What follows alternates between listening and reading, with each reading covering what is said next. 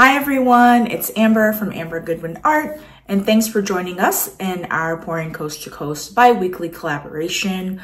I'm so excited y'all are joining us today because Kathleen, better known as Cause from Cause Creations, was supposed to be our guest, and she came up with a very fun challenge for all of us. She unfortunately is super busy with her retreats. I really wish I was there to paint with her, but I'm super excited about this challenge.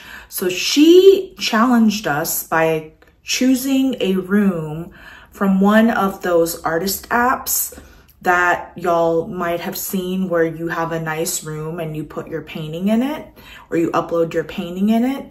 So she chose my room. So let's go and see what I created. And be sure to check out everybody else's channels, and I will see you down on the canvas. Here is the room that Kathleen chose for me. It's really cool, and let's go check out what I created. I decided to use an oval canvas for this. This is a 16 by 20 inch canvas. I got this from Hobby Lobby. I'm not really into the oval shape canvases, but I thought this would look kind of cool. And here are my colors. This is Soho Prussian blue, and this looks really like blue right now, but it dries pretty dark.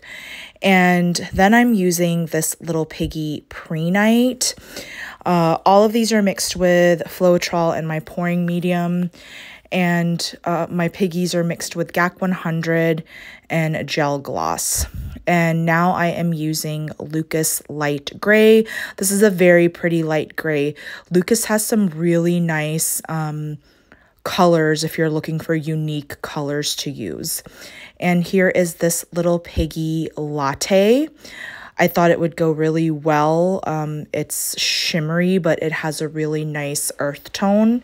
And I decided to use earth tones for this. I mix these just now. I normally let them sit for 24 hours, so there were some bubbles, and you really don't want bubbles in this acrylic pour dot pour technique that I'm doing. And this is Lukas steel blue. It's a really pretty like grayish blue. And this is Lukas pastel yellow. Again, a very nice yellow. And then I'm using this little piggy Smores for the first time, and it is really, really cool. I felt like my paints were a little bit thinner than I normally mix them. And now I will simply puddle these around and tilt them. And I will show you that in the next clip, and it'll create a really cool pattern. Now I will puddle my paints on top of each other and tilt them around. I am teaching this Acrylic Pour dot art fusion at Fluid Art Experience right here in Dallas next year in March.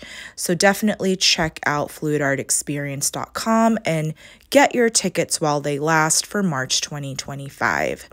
Kathleen, Cause, and Britt Clayton Designs are also teaching classes, so definitely check out their classes as well.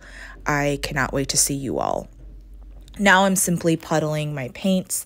I like this technique because you can really manipulate your composition and really get the desired composition that you're looking for.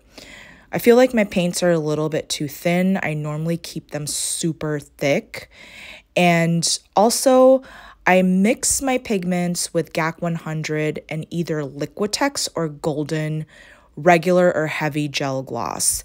I did not have those at the moment, so I had the Sax gel medium, and I used that, and I'm really not happy with the Sax gel medium. It does not work for me for this technique. So I would not recommend the Sax gel if you have that. Now I will continue to puddle my paint and tilt it around, and I'll be back with the wet result.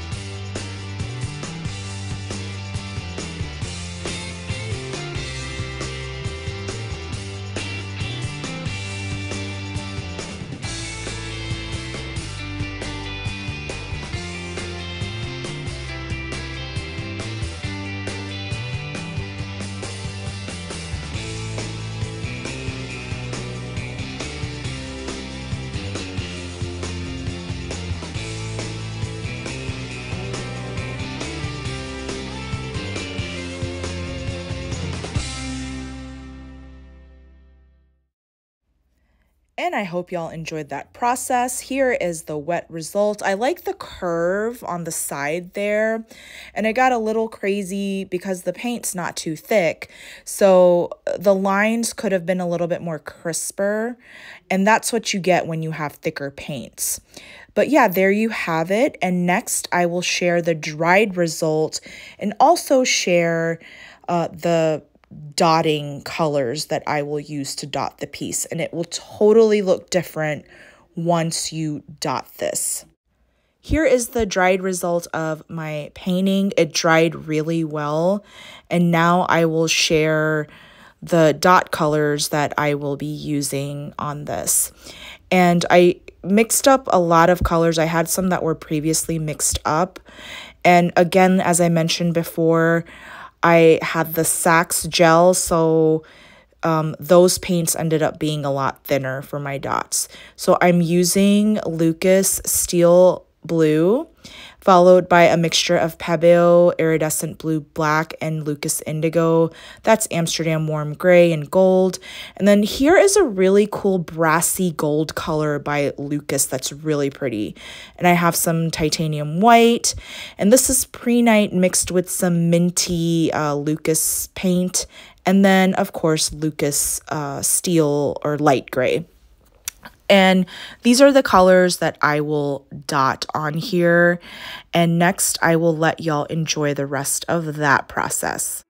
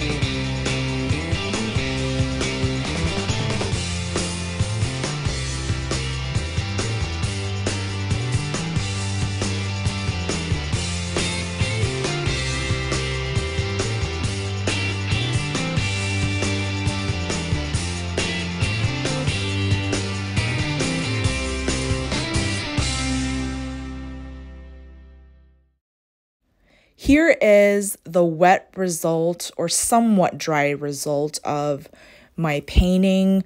I decided to do some double dots on the Prehnite and minty green mixture because it was just so thin and I wanted it to be a little raised. So I put some Amsterdam gold on there.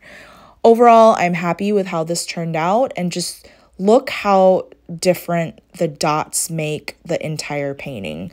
So yeah, it's super cool. These are colors that I never used, and it was a great challenge to use some earth tones, and I definitely will be using them again.